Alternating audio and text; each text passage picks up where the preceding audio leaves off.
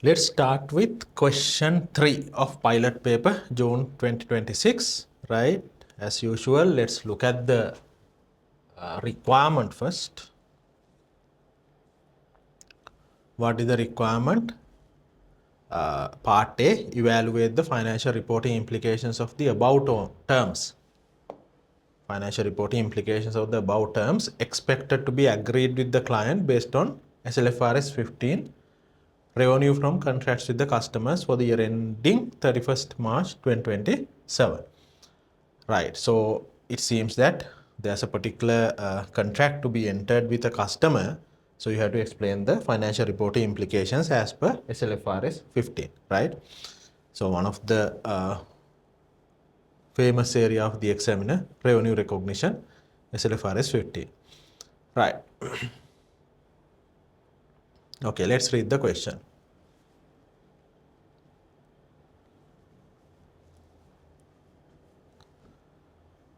𝐬𝐫 PLC, 𝐬𝐫 provides property development, architectural and construction services.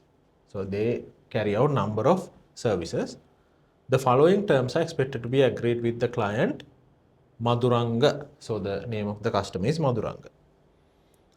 So we have to answer the question from 𝐬𝐫's perspective.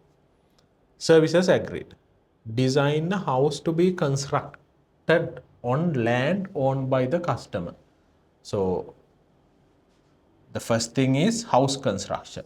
House to be constructed on the land belongs or the owned by the customer, right? Customer's land. So the company is constructing a house. Then construct the house based on the design. Okay. So designing part of the house is also done by 𝐬𝐫. So they design the house, the design plan, and thereafter carry out the construction activities. Price for architectural design and construction. So now design and construction both together, what is the price? 35.5 million, right? So two things that they do, design the house, thereafter the construction. So altogether the price is 35.5 million. Then payment terms.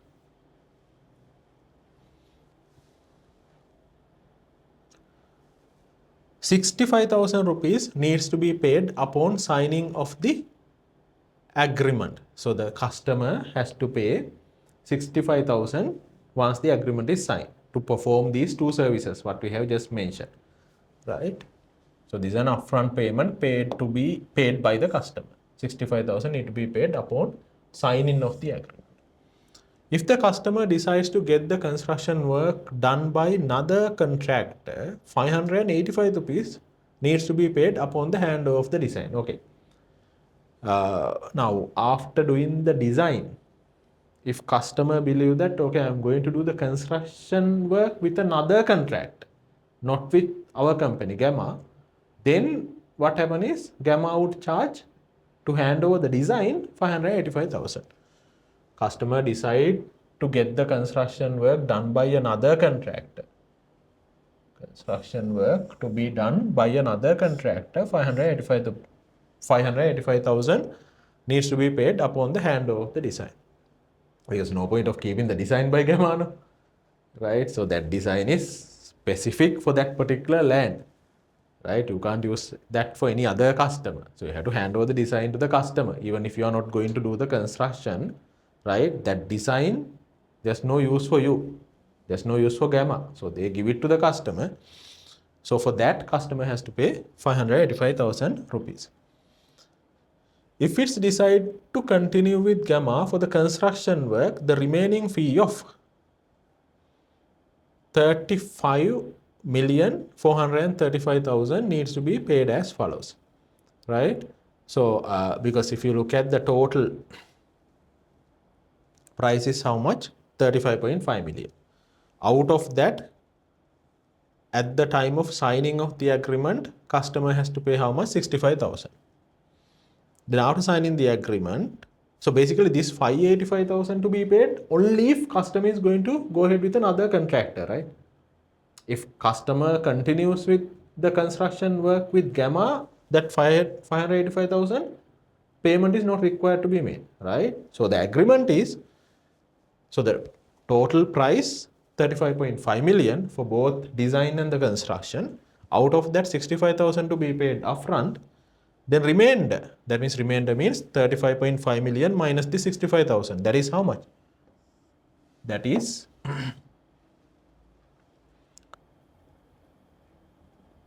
right. Oh, it's okay. So, so the remainder means, so the total price is 35.5 million. Out of that, at the time of signing the agreement, customer needs to pay 65,000. So 35.5 million minus 65,000. So the remaining amount of 35,435,000 needs to be paid as follows. Okay. That is yet again, I'm reminding both for the design and the construction work. 50% payable upon the handover of the design work. 50% upon the what? Handover of the design work. Then, like after you have completed the design, at the time of handing over the design, 50% to be paid. 25% payable upon completion of 50% of the construction. Another 25% altogether, then how much? 75,000. Payable upon completion of 50% of the construction. Then 20% payable upon completion of the construction. Another 20%, then altogether 95% to be paid upon the completion of the construction. 5% is retained by Madhuranga, that is the customer, and payable after 2 years. That is the normal practice of this industry, construction industry, because once you construct a house, so the protection for the customer to see that whether the quality requirements are met, as well as whether the contractor is taking the responsibility and correct any defects. So you keep a retainer by the customer. Customer is keeping a retainer. In this case, Madhuranga customer is keeping 5% retainer that has to be paid after 2 years. So the point what I wanted to mention is actually over the period once the construction work is going on, payments are made. Right? There are milestones. On these milestones, payments are made. Then it says, if the customer terminates the contract at any point at his discretion, the customer is required to pay Gamma for the work completed up to the date of the termination. Right? If customer decide I'm not going to go ahead with this particular project, so the customer has to make the payment. Customer is required to pay Gamma for the work completed up to the date of the termination. Okay, so these are the things what it has been agreed by the company, that is Gamma, and the customer, Madhuranga. So these are terms that they have agreed. So what is the scope? So two things, design and the construction. Then what is the total price? 35.5 million. Then what is the initial amount to be paid at the time of signing the agreement? Then what is the remaining amount? Remaining amount, there are 4 milestones, right? How the payments are made. Thereafter, in case while the construction work is going on, if customer decide not to proceed, what happens is the contractor or company should be paid for the work that it has been completed. Then timelines of the project.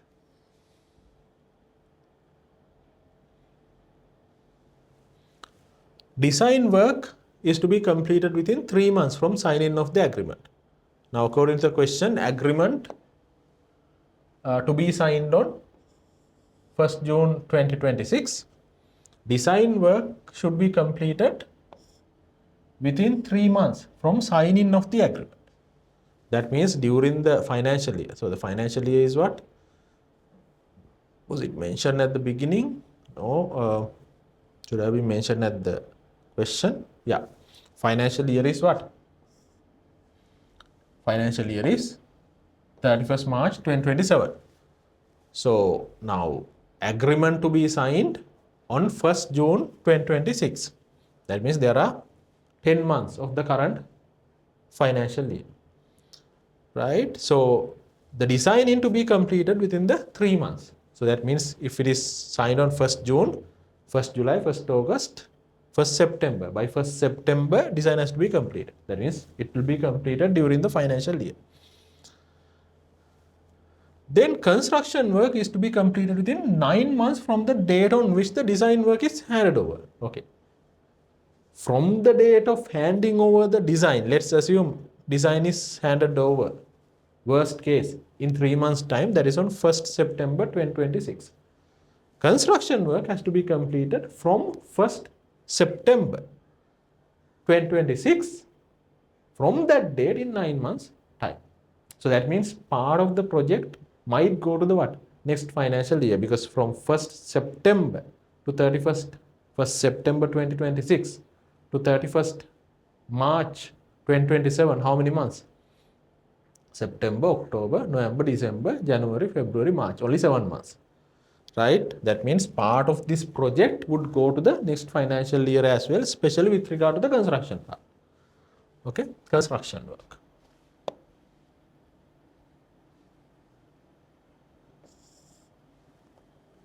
Right? Construction work is to be completed within 9 months from the date on which the design work is handed over.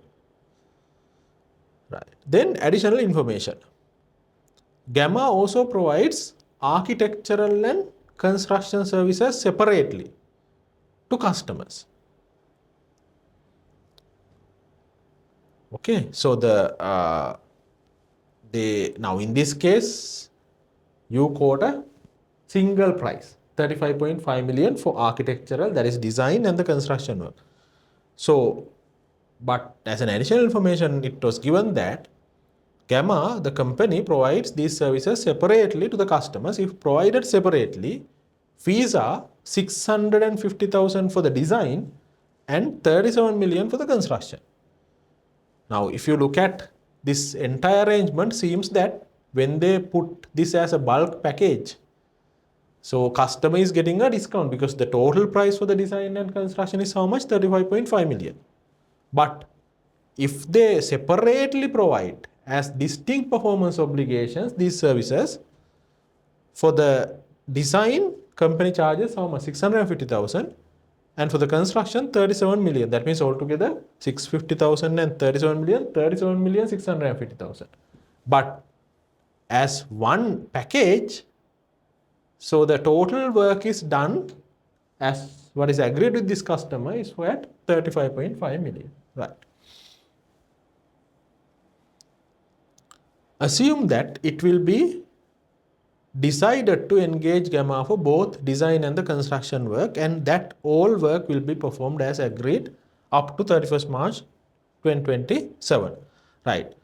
So the assumption is, let's assume that 𝐓𝐽 is performing both the design part and the construction part, and the work will go through, the design work and the construction work without any termination will go through up until 31st March 2027. So that means basically when you answer into the question, so assume that the entire contract, entire thing is awarded to 𝐓𝐽. So that means 𝐓𝐽 is doing the design and the construction, plus there is no interruption to the work.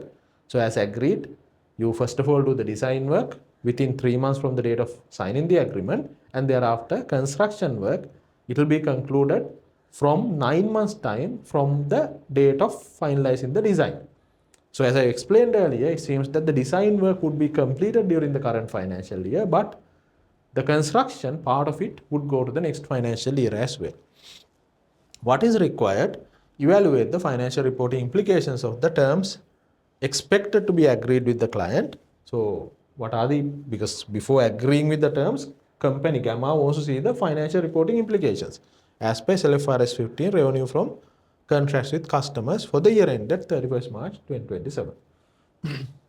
Right. So this is a question from the revenue recognition standard SL-25 15. So as per that, so we need to follow what? 5-step model in terms of the revenue recognition. This is yet again the theory tude. So now by applying these 5 steps, so this is the starting point. Let's see how we can answer the question. First of all, you need to identify the contract with the customer. Now in this case, 𝐓𝐽. So you have to answer from Gamma's perspective, contractor's perspective, company's perspective. So what is the contract? So there's an agreement to provide what? There's an agreement to provide goods and services. So there's an agreement to be signed. No? That is the identification of the contract with the customer. Then the second step is identify the performance obligations in the contract. So what are the distinct promises in this particular agreement? There are two distinct promises, right? One is what? Design work.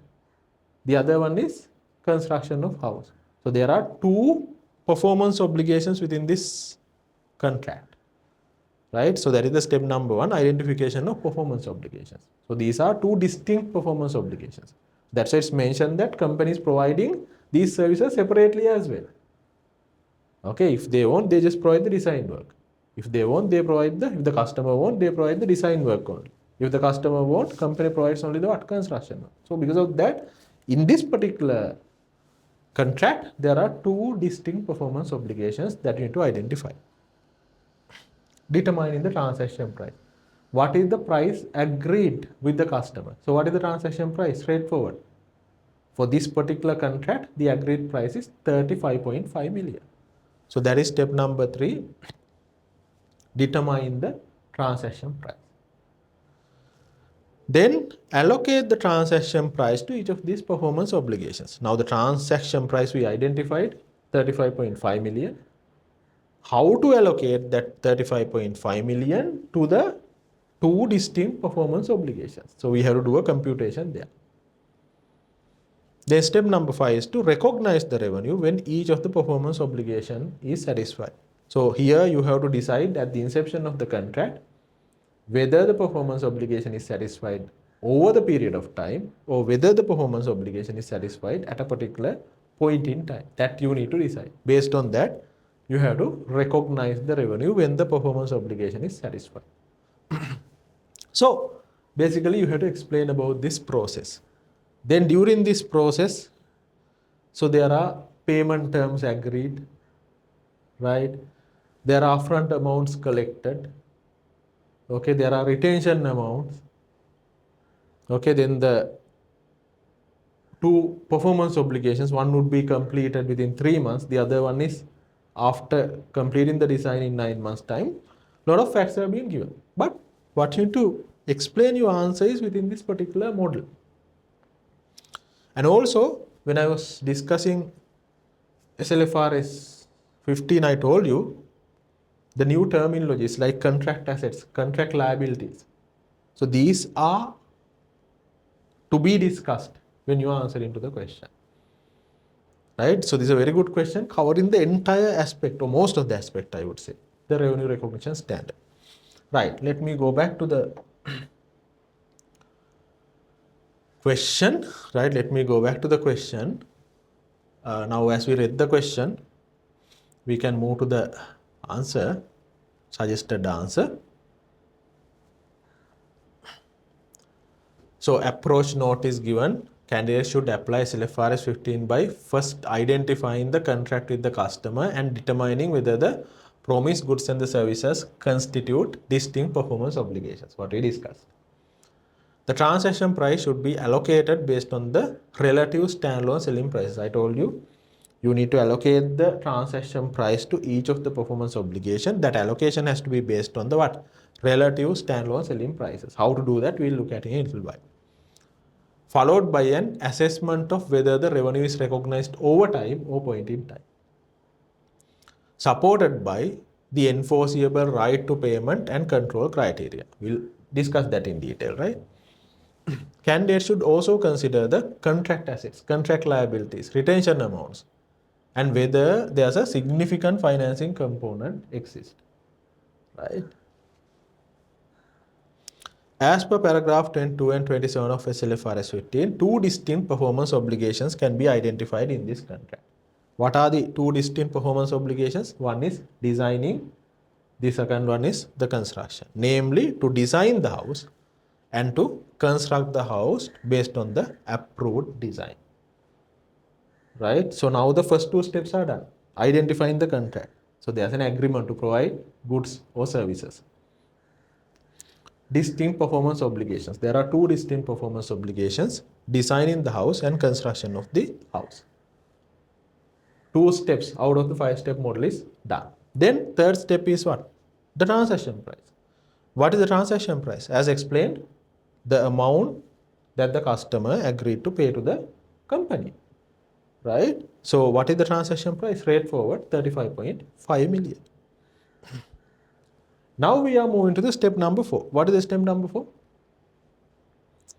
Allocating of this transaction price to each of the performance obligation, because there are 2 performance obligations.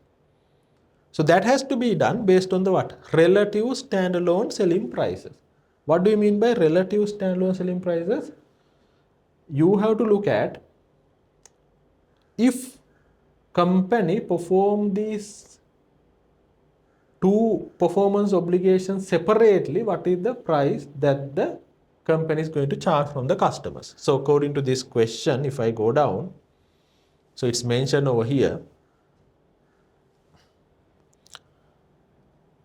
𝐓𝐫 provides architectural and construction services separately to the customers. Right. Okay. So what it says is, now what are we trying to do? We are trying to allocate the transaction price to each of the performance obligation. That is the step number 4, because we identify the transaction price, which is 35.5 million. So for that, we need to understand what are the prices that this company is going to charge if these services are provided to the customer separately. 𝐓𝐫 also provides architectural and construction services separate to the customers. If provided separately, fees are 650,000 for design and 37 million for the construction. Right? So what you can do is, now what is the total of these two? 37 million and 650,000. So if you provide these 2 services, right? So even I can explain this, right? Even I can explain this. What is this? Now there are 2 performance obligations.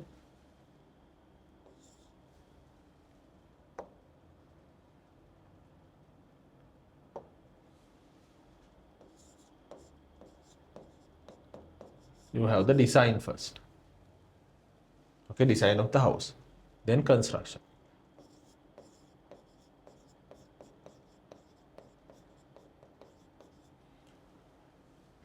Okay. So what are the standalone selling prices if these services are separately provided? Standalone.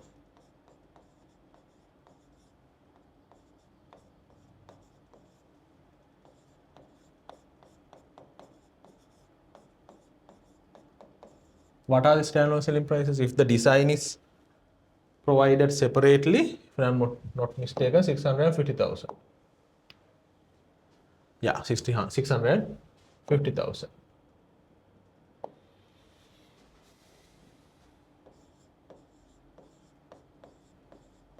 Construction, 37 million. What is the total of these two? 650,000 and 37 million. 37 million 650,000. Right. Then take the percentage of each of these 2 performance obligations from the total. First of all, 650,000 divided by 37 million 650,000. 650,000 divided by 37 million 650,000. How much? 1 point, small percentage, 1.73, let's say 1.73%. This is percentage. Sorry, over here.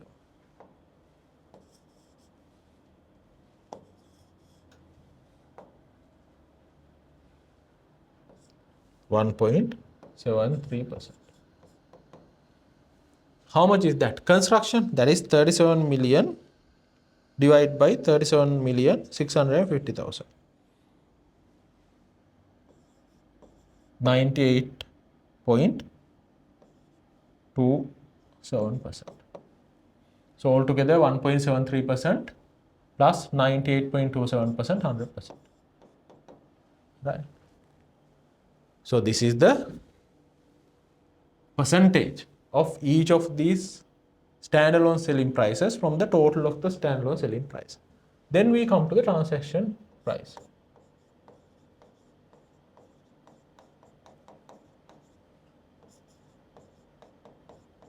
What is the transaction price?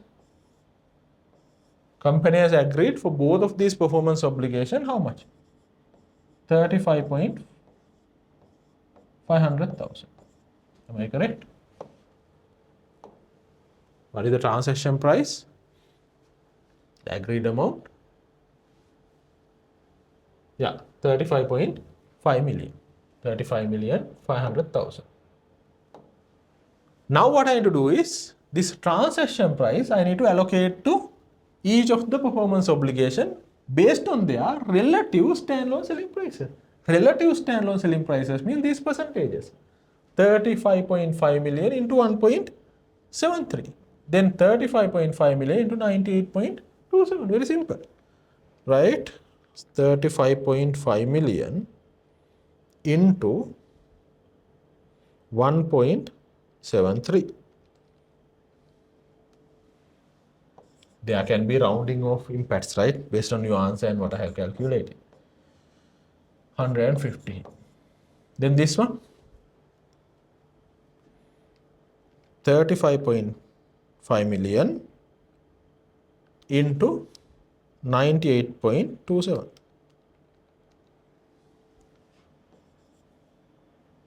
34,885,850.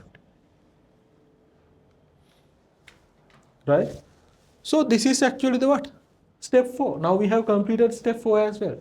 Allocate the transaction price which have been identified in step 3 to each of the performance obligation, which we have done it. Clear? Then what is step number 5? Recognize the revenue when each of the performance obligation is satisfied. Now, to recognize the revenue, there are two ways: over time or point in time. Now we need to decide with regard to design. Am I going to recognize this amount of transaction price allocated to the performance obligation designing of the house over time or point in time? What do you say? What do you say? Again, for this, your theory knowledge is important. Right? I'll go to the tutorial, what we discussed in the theory class. So where we discuss this in detail.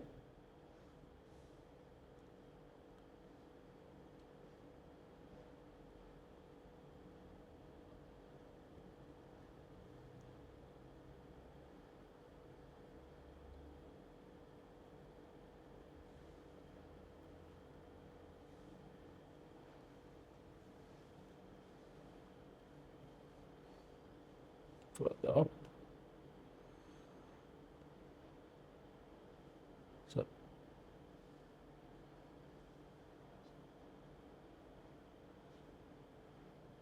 okay, over here.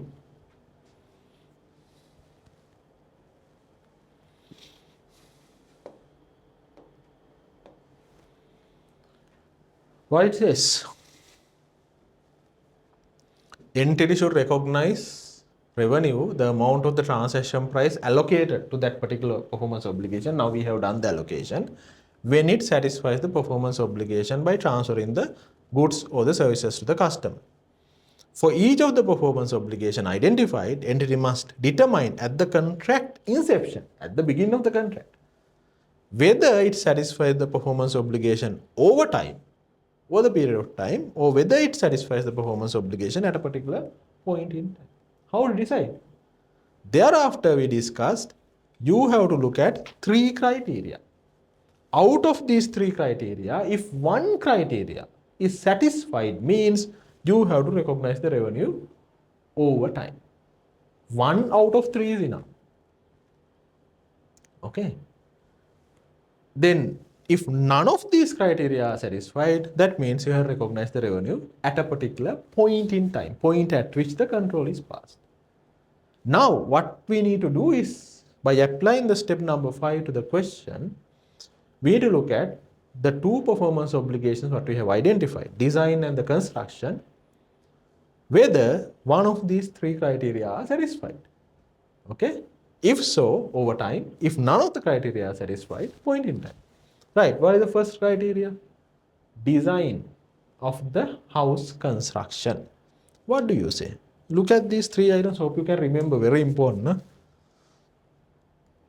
Tell me whether one of these 3 items are satisfied. First one is what? Seller is performing and customer is consuming that particular performance obligation simultaneously. There's nothing as such, right? Designing of the house construction seems that first one is not going to be satisfied. Second one, seller creates or enhances an asset that customer has the control when it is created. When you are designing the house, customer doesn't have any control over it. Second one is also not going to be satisfied. Look at the third one. Seller's performance does not create an asset with an alternative use of the seller. And seller has the enforceable right to the payment for the performance completed today. Now think about the design. When you design the house for that particular customer, that is so specific, specialized to that customer, right? Depending on his location, land, only I am going to do the designing. Let's say once I do complete the designing, if customer says that I don't want the design, seller doesn't have any alternative. I can't give it to another customer. No? Seller doesn't have any alternative use of it.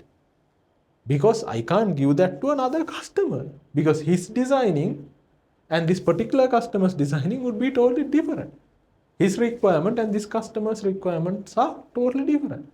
So that seller's performance, that means our company's performance, doesn't create an asset with an alternative use the seller, because this is so specialized. There's no alternative use the seller. And not only that, there are 2 things to be satisfied in the third criteria. And means both. Seller has an enforceable right to the payment for the performance completed to date.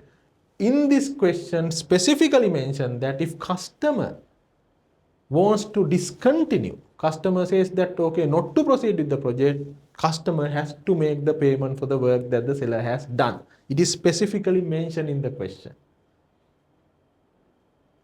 Okay, even in case of the design, it says that if customer says that I'm going to continue with another contract after the design work is completed, he has to pay for the design.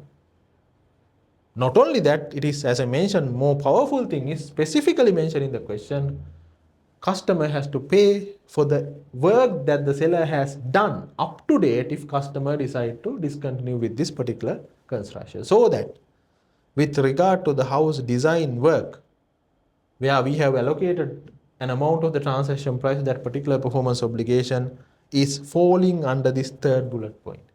So, if so, what will happen? You have to recognize the revenue over the period of time. Are we clear? Are we clear? Right. Then, the other performance obligation, what is that? House construction. House construction. Again, have a look and see whether one of these 3 criteria are satisfied. Seller is performing and customer is consuming simultaneously. It is not happening, right? So normally that is happening in terms of the services. Like let's say lecturing. I perform it and you are consuming the service simultaneously. But here, constructing the house and customer is consuming it simultaneously? No. Then look at the second one. Seller creates or enhances an asset that the customer controls it as it is created or enhanced. What do you say? What do you say? In this case, company is constructing this particular house on whose land? Customer's land. Customer is the owner. Now, seller, the company is creating an asset, house, on a land which belongs to the customer. During the construction, who controls the asset? Customer. So basically, the second criteria is satisfied. Right? So if second criteria is satisfied, satisfaction of one criteria is enough. What you do? Revenue has to be recognized over the period of time. Again, it is over time. Even for the second performance obligation, construction of the house, that is also happening, or that is also being satisfied over the period of time. So now we decided step number 5 with regard to both of these performance obligation, right? You have recognized the revenue over the period of time. Then over the period of time means, because in the question it's mentioned that design would take 3 months, then the construction work approximately would take from that date, from the completion of the design, 9 months. Right? So the then how do you account actually now? If you look at the date of signing the agreement, 1st June 2026. Now 3 months from that would be over by 1st September 2026. That means it is done during the financial year. So the revenue has to be recognized during the financial year ended 31st March 2027. But I told you, from 1st September 2026 to 31st March 2027, you just have only how many months? 7 months. So the construction work might not be completed by the end of the financial year. But still you have recognized the revenue, because revenue has to recognize over the period of time. Not at the point of transferring the control to the customer. Now, to measure the completion, how much of the work completed, so you have to measure the what? Now, when you are recognizing the revenue over the period of time, you have to measure the progress towards the completion. Okay, how much of work is completed? To measure the progress towards the completion, in the standard, there are two main methods, input method and the output method. So the input method means basically the seller's effort. How much of an effort seller has put it, comparing with the total effort that the seller has to put it. So the best example for the input method is cost incurred to date divided by total estimated cost. How much of cost that you incurred up to date divided by the total estimated cost incurred plus to be incurred in the future. So then based on that, how much of percentage that you have completed? What is your progress of completion? Output method means depending on the value to the customer. So there are two examples for the output methods that I can give you. One is survey of performance. So let's say you can do a survey, take a qualified person and do a survey and say that, okay, out of the construction, 70% is completed. Right? Survey of performance. Or else time elapsed. So what is the total period of time? 9 months. Out of that, how many months have passed? Okay. So based on that, you decide the progress towards the completion. So you have to decide what method that you are going to use, whether it is input method or the output method. If it is output method, what method more specifically? So you don't need to explain that in the answer, but just for your information, I wanted to point those as well. Right? Okay, right. So then let me go back. Okay, actually, we have answered most of it. Now let's go through the answer and understand, because in addition to that, I explained you, you have to discuss about the application of the contract asset, concept of contract asset, contract liability, and how are you going to do with the retention. So I will discuss that once I go through the answer, right?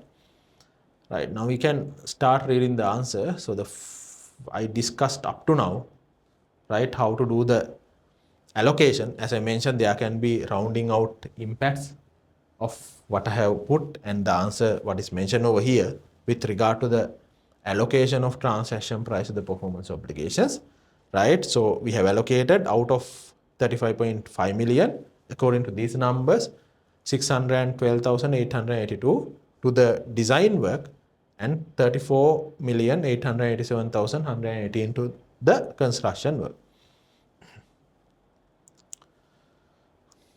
Right. Then, as the design work creates an asset which does not have an alternative use and has an enforceable right to payment for the performance completed to date, revenue from designing of the house should be recognized over time, over the period of providing the said service as per para 35C of SL-FRS 15. Right. So, the designing work performance obligation satisfies over time. Then construction work. Construction work creates an asset that the customer controls as the asset is created due to the ownership of the underlying land. Accordingly, per para 35B of SL-FRS 15, revenue from construction work should also be recognized over the period of time. Construction also over the time, because seller performs the obligation by creating an asset where during the construction it controls by the customer, because the land belongs to the customer. Right. Then progress has to be measured. Progress towards the completion has to be measured based on the input method or the output method as prescribed in para 41 of SL-FRS 15. And as at 31st March 2027, construction for the construction work, and accordingly related revenue needs to be recognized for the year ended 31st March 2027.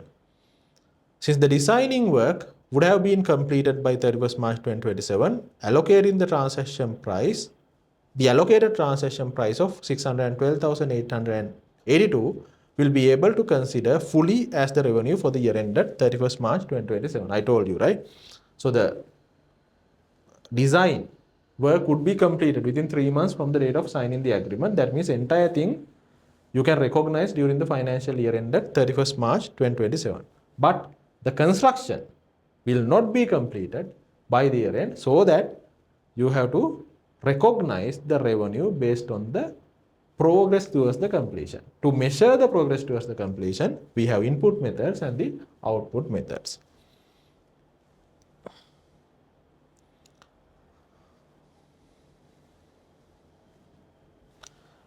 Right.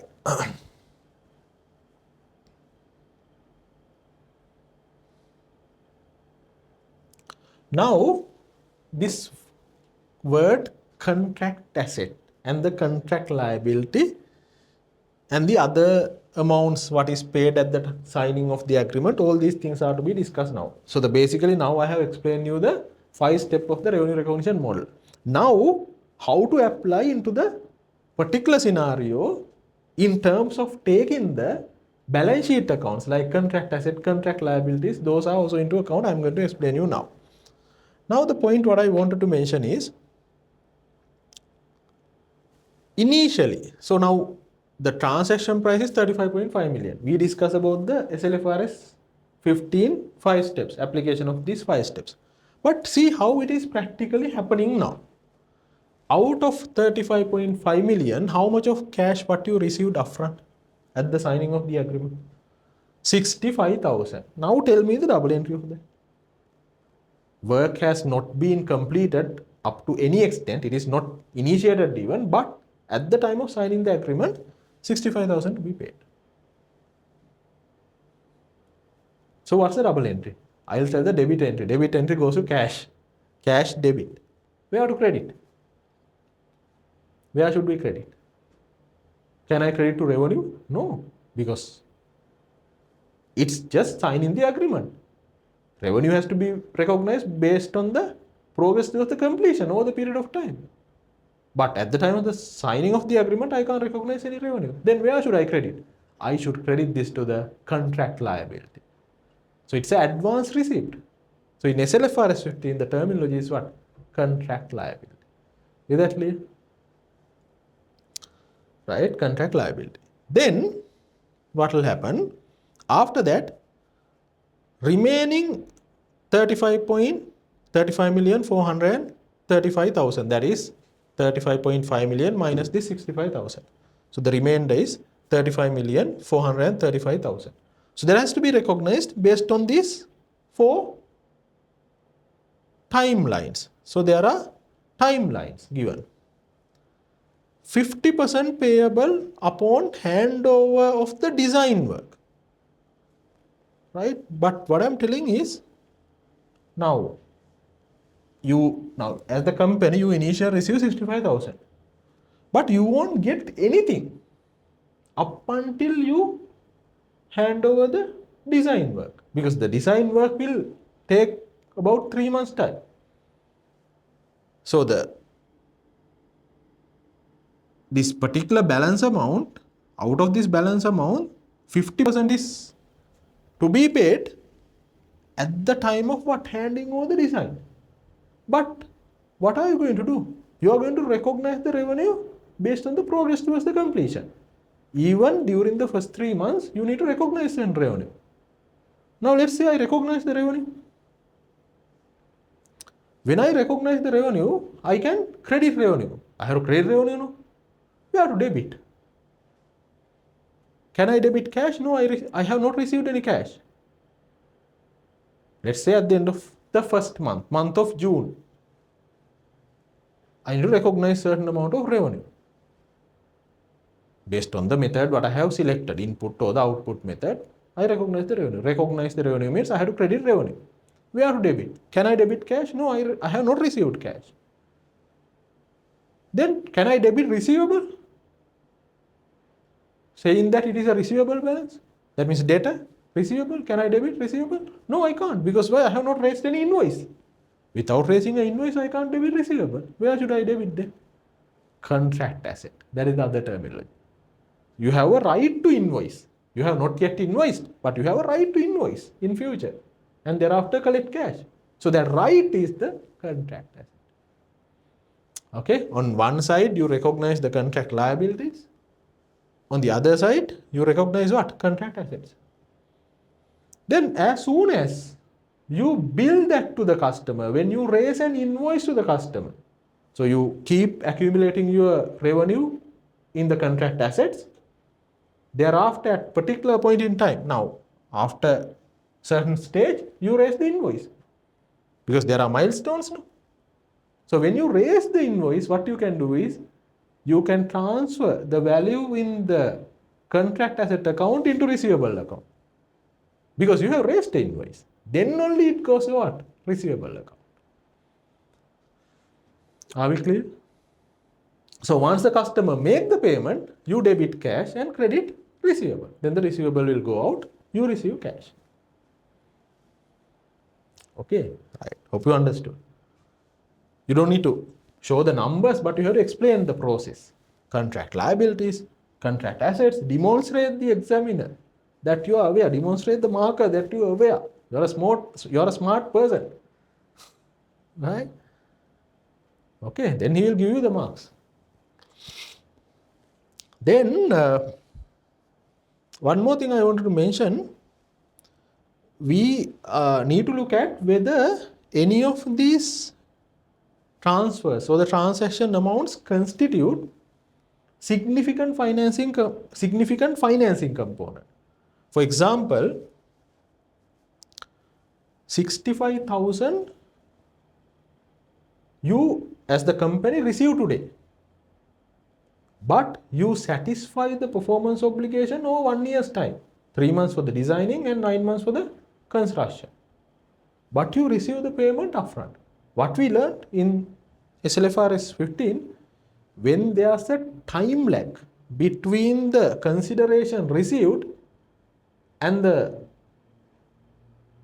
performance obligation satisfaction by transferring the goods and the services, you need to look at that, whether there's any financing component involved. Okay. What the standard says is, so the financing component means normally what should happen? You have to provide the performance obligation by delivering the goods or services to the customer. Then only customer make the payment. But here, customer has paid an upfront amount. So is that type of where customer has provided financing to the seller? Whether the customer has provided financing to the seller. So what the standard says is, if the gap is gap of what? Transferring the consideration and delivering the performance obligation. If the gap is 1 year or less, don't try to calculate the financing component because that is within 1 year. In that case, you don't recognize any interest expense or interest income or nothing. Because these are contract liability, no? I told you. 65,000 would become a contract liability. Then do I have to recognize finance cost on this contract liability? What the standard says, if the gap of receiving this amount and completion of the performance obligation is within 1 year or less, so that has to be estimated again at the inception. At the inception, what is your estimate of completing the work? 3 months for designing, 9 months for the construction. Altogether what? 1 year. It is 1 year, exactly 1 year. Then do we need to recognize the financing component? No. As it is 1 year, you don't need to. But if it is more than 1 year, let's say you believe that it would take 15 months. In that scenario, you have to recognize the finance cost on this contract liability. Okay? Right? Clear? In addition to that, one more thing. Now, if you look at the milestones or the timeline, 50% payable upon the handover of the design work. Then another 25%, altogether 75%, is payable upon completion of the 50% of the construction. Another 20%, altogether 95%, payable upon completion of the construction. So, upon the completion of the construction, how much you would receive altogether? 50%, 25% and 20%, 95%. You receive what? 95%.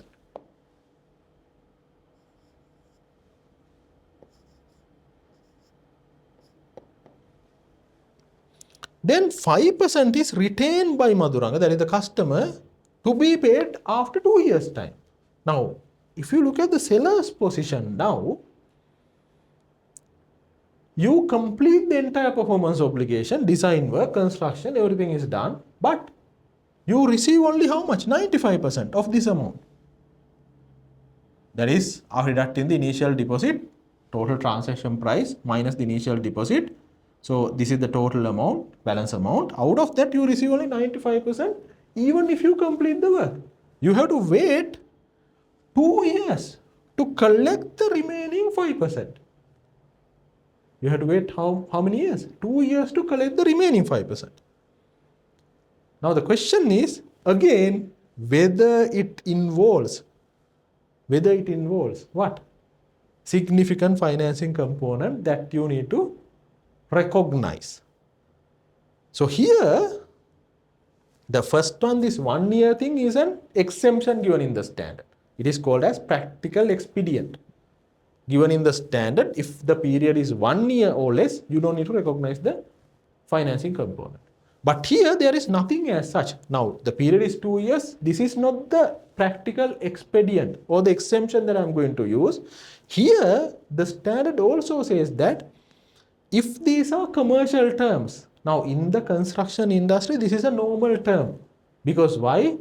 This is a high value construction. We don't know whether the seller has performed his work effectively as per the quality parameters agreed. If there are any defect, he has to rectify. So because of that, normally you keep a retention money for a period. After that only, okay, if contractor rectify whatever the damages or the quality issues, then you pay this amount.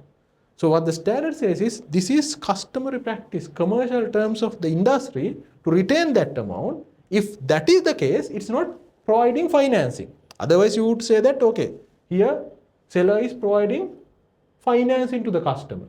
Seller is allowing customer to pay 2 years. That is not like that. It's not like a loan given by seller to the customer for 2 years for this 5%. No, this is actually what commercial term of the construction industry. In that case, it's not a financing component. Again, don't try to recognize the finance income and finance expenses there. Okay, so from seller's perspective, you don't need to recognize any finance income. Because why? On this 5%, seller provides time for the customer to pay. But that is not because customer doesn't have money, or that is not because to help customer. But that is the normal commercial term. So don't recognize any finance income. In this situation, it's a finance income from seller's perspective on this particular situation. So these are the additional things that we discuss in terms of this particular question, right?